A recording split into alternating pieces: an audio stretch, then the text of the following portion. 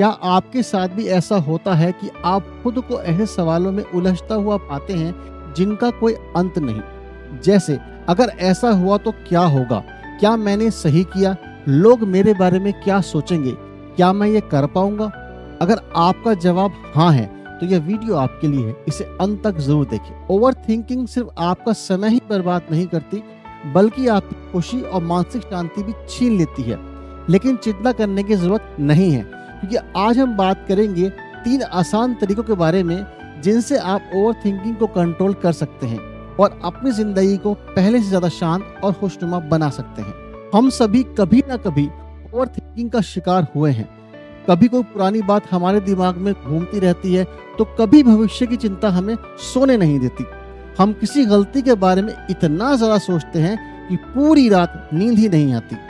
बार बार यही ख्याल आता है, काश मैंने ऐसा ना किया होता, काश मैं वहां ना गया होता। लेकिन सच तो यह है कि इस पर सोचने से कुछ भी बदलने वाला नहीं है। क्या आपके साथ भी ऐसा हुआ है या होता है कि आप कोई निर्णय लेना चाहते हैं, लेकिन आपके दिमाग में सवालों का तूफान आ जाता है? क्या मैं सही कर रहा हूँ? अगर यह गलत हो गया तो क्या होगा? लोग क्या सोचेंगे? यही ओवर थिंकिंग का जाल है। यह हमें डराता है, हमें रोकता है और हमारी खुशियों को छीन लेता है। लेकिन अच्छी बात यह है कि इसे रोका जा सकता है। तो चलिए जानते हैं कैसे। मैं आपको एक कहानी सुनाता हूँ। एक बार की बात है, एक मछुआरा और एक व्यापारी समुद्र के किनारे बैठे थे। व्यापारी ने मछुआरे से पूछा, तुम दिन भर में कितनी मछलियां पकड़ते हो? मछुआरे ने जवाब दिया, बस उतनी जिससे मेरा घर चल जाए। व्यापारी ने कहा, अगर तुम और मेहनत करो तो ज्यादा मछलियां पकड़ सकते हो, फिर उन्हें बेच सकते हो और पैसा कमा सकते हो और आखिर में अमीर बन सकते हो। मछुआरे ने मुस्कुराते हुए पूछा, फिर क्या? व्यापारी ने कहा, फिर तुम आराम कर सकते हो और अपनी जिंदगी एंजॉय कर सकते हो।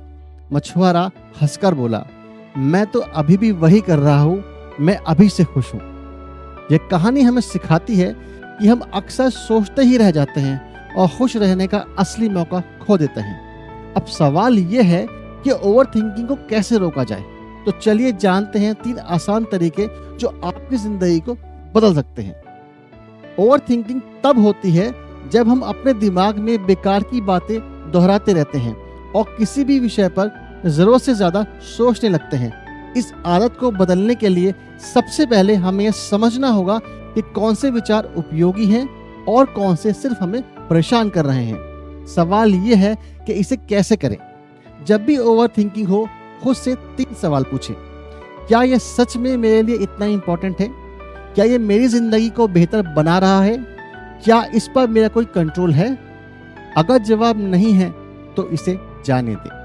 मान लीजिए आपको किसी पुरानी झगड़े की याद आ रही है और आप बार बार सोच रहे हैं कि काश मैंने ऐसा ना कहा होता।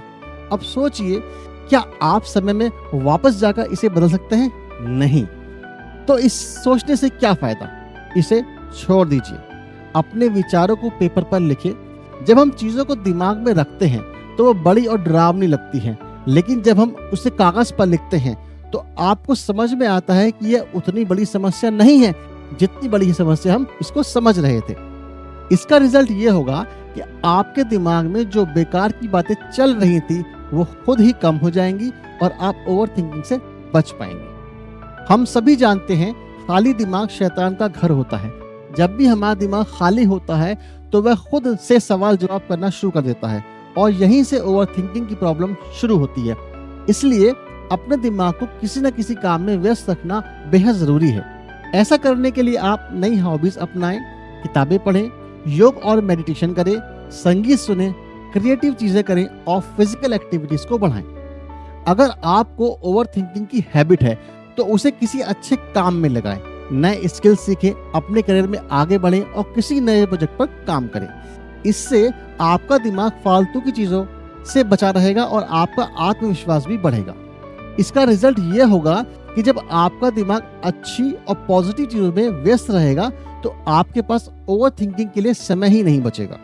अतीत और भविष्य की चिंता छोड़कर अभी के पल को जिए।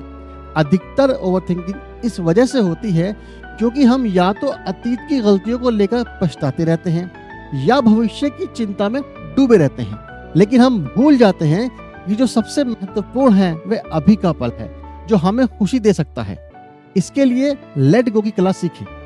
आप अतीत को बदल नहीं सकते, भविष्य पूरी तरह आपके हाथ में नहीं है, इसलिए जो बीत गया उसे भूल जाएं और जो आने वाला है उसकी जरूरत से ज्यादा चिंता मत करें। अपने वर्तमान में ध्यान दें और उसे बेहतर बनाने पर फोकस करें और उसके लिए खूब मेहनत करें। माइंडफुलनेस अपनाएं। दिन में 5 मिनट डीप ब्रीदिंग की प्रैक्टिस करें। जब भी मन में कोई फालतू विचार आए, तुरंत अपना ध्यान अपने आसपास की चीजों पर शिफ्ट करें। खाने, चलने, सुनने, हर चीज को ध्यान से करें और उसमें पूरी तरह इन्वॉल्व रहें। छोटी छोटी खुशियों पर ध्यान दें। रोजमर्रा की छोटी खुशियों को महसूस करें। किसी बच्चे की हंसी, सूरज की रोशनी, चाय की चुस्की, ये छोटी छोटी बातें आपको सिखाती हैं कि खुशी हमेशा छोटी चीजों में छुपी होती है, ना कि ज्यादा सोचने में। इसका रिजल्ट यह होगा कि जब आप पूरी तरह वर्तमान में जीना सीख जाएंगे तो अतीत और भविष्य की चिंता धीरे धीरे खत्म हो जाएगी और ओवर थिंकिंग भी कम हो जाएगी। ओवर थिंकिंग सिर्फ टाइम और एनर्जी की बर्बादी नहीं, बल्कि हमारी खुशियों और शांति का भी दुश्मन है। इसे रोकने के लिए हमें अपने विचारों को पहचानना, अपने दिमाग को व्यस्त रखना और वर्तमान में जीना जरूरी है। जब हम अतीत की गलतियों को जाने देते हैं और भविष्य की जरूरत से ज्यादा चिंता नहीं करते, तो हमारा जीवन सरल और आनंदमय बन जाता है। खुद को ऐसी एक्टिविटीज में एंगेज रखें जो आपके लिए फायदेमंद हो और सोचने से ज्यादा काम को करने पे ध्यान दें। याद रखें, आपका दिमाग आपका सबसे बड़ा हथियार है। इसे अपने फायदे के लिए इस्तेमाल करें, ना कि अपने ही खिलाफ। तो दोस्तों, अब समय आ गया है कि इस ओवर थिंकिंग को अलविदा कहें और अपनी जिंदगी को खुलकर जिए। अगर आपको ये वीडियो पसंद आई हो तो इसे लाइक करें, अपने दोस्तों के साथ शेयर करें, कमेंट में बताएं आप ओवर थिंकिंग को रोकने के लिए कौन सा तरीका अपनाने वाले हैं। ऐसे ही और हेल्पफुल जानकारी के लिए हमारे चैनल को सब्सक्राइब करना ना भूलें। मिलते हैं अगले वीडियो में, तब तक खुश रहें, पॉजिटिव सोचें और अपनी जिंदगी को पूरी तरह जिए।